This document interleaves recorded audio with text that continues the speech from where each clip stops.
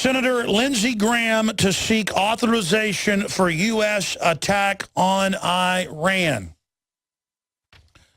White House, Obama willing to meet with Iran's new leader, Rouhani, who is not seen as hardline compared to Ahmadinejad. Well, isn't that just terrible that the Iranians want peace? Well, that's just evil. And Obama's being forced to act like, you know, he's being diplomatic because it'll embarrass him. But guaranteed, their plan is to attack because the planets are aligned politically. They want to divert away from all the scandals that Obama has. Saudi Arabia is a big player. They want to go after their Shiite enemy. Turkey wants to grab part of the area and go after their Shiite enemy. Israel wants to do it and go after an old enemy, breaking the country up and turning it over to Al-Qaeda. Yeah, who cares about all those Christians, Israel, that have already, 2 million have fled? I mean, listen, I want the Christian churches in this country who send so much money to Israel and are so supportive of Israel.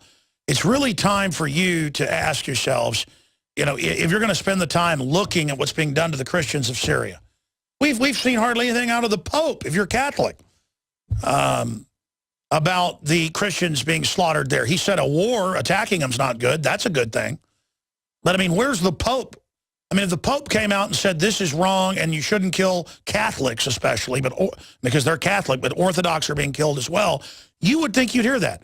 But instead, the Pope is saying, hey, quit worrying about abortion so much. You know, reach out to people on other things. That's what'll make us more popular. That's what goes on at the Protestant churches now. It's like, oh, we don't want to talk about issues that are serious. We just want to be like a country club or something, and then that'll make us all popular. Well, I mean, I can go to the country club if I want to, and nobody's going to be talking about abortion there. They'll be talking about their golf score or their racquetball score or their squash score or, you know, what their mistress is up to. I mean, you know, it's unbelievable, folks, how the whole world is getting behind this globalist agenda. And everybody knows I've been widely criticized for not getting into the Palestinian-Israeli thing. It's a tar ball that's never going to get fixed, tribal warfare. Thousands of years since David was fighting Goliath, it just never ends. And they want you to be on either side. Instead, I'm pointing out the globalists are manipulating both sides against the middle. But this is immoral. Any way you slice it, for Israel to say, oh, we want to destabilize Syria, and so we want Al-Qaeda to have half the country. I mean, that was in Reuters Monday. And then the great part is I get to lose my liberty because of the Al-Qaeda threat that the West is NATO, the French, disgusting French socialist leader, needs diversions as well from all his scandals.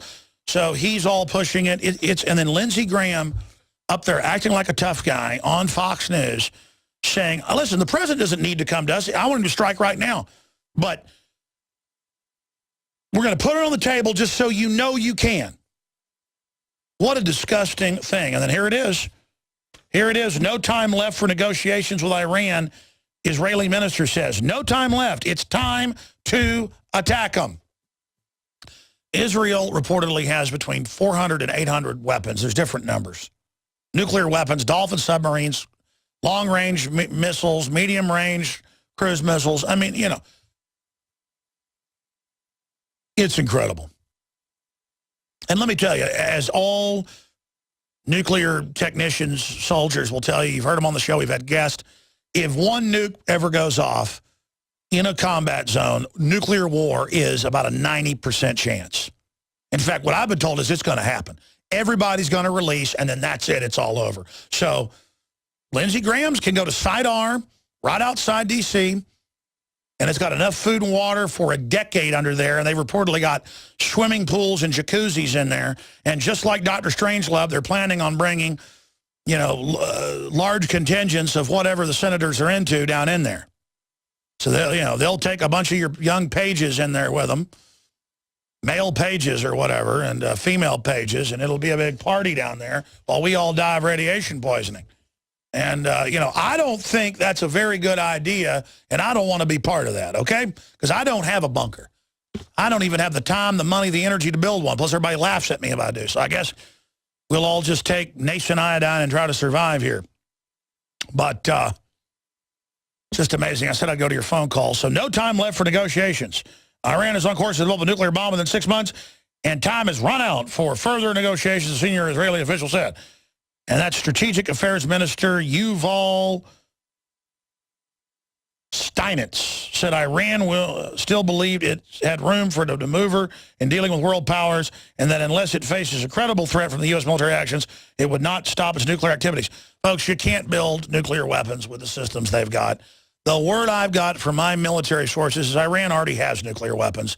They got them from Russian sources over a decade ago. Pakistan's got about 90 weapons.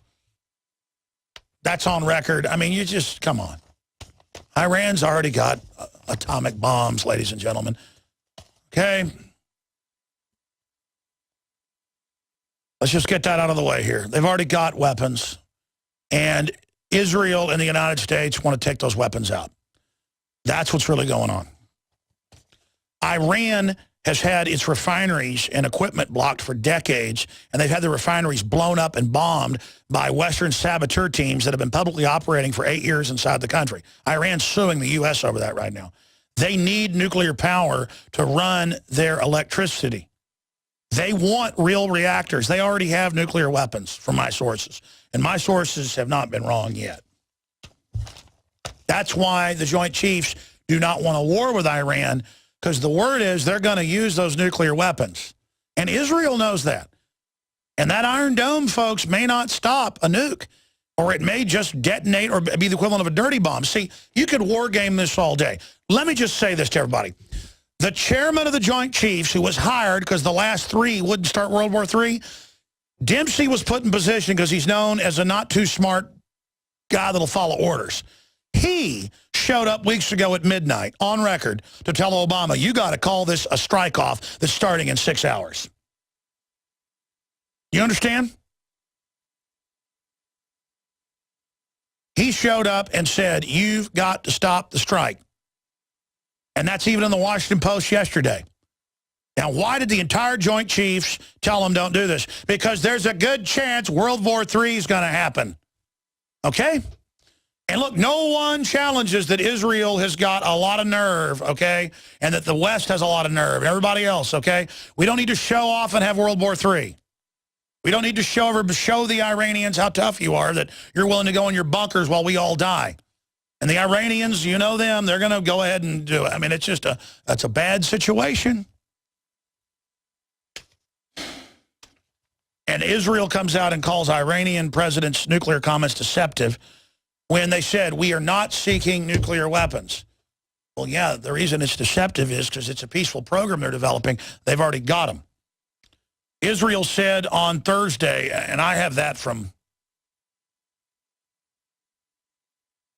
well, I think I could say where I have that from high-level Special Forces Command. And I've known that for a decade, and I've confirmed it. They've got satellites and systems that pick it up, folks. There's Russian nukes inside Iran.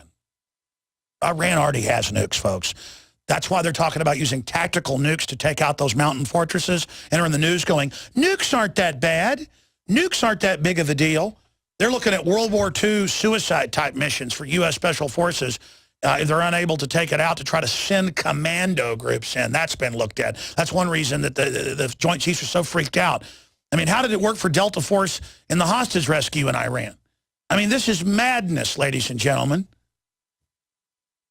And yeah, there were cases where they had parachuted Special Forces, British and USN, in World War II, and they would ski 50 miles over land and go in and blow up Hitler missile silos and stuff, where they were working on nukes, blow up their heavy water facilities, blow up ships carrying heavy water.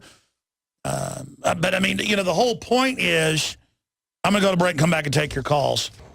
You know, I haven't wanted to add to pro-war propaganda. That's why I never told you that my sources say that Iran has nukes and delivery systems.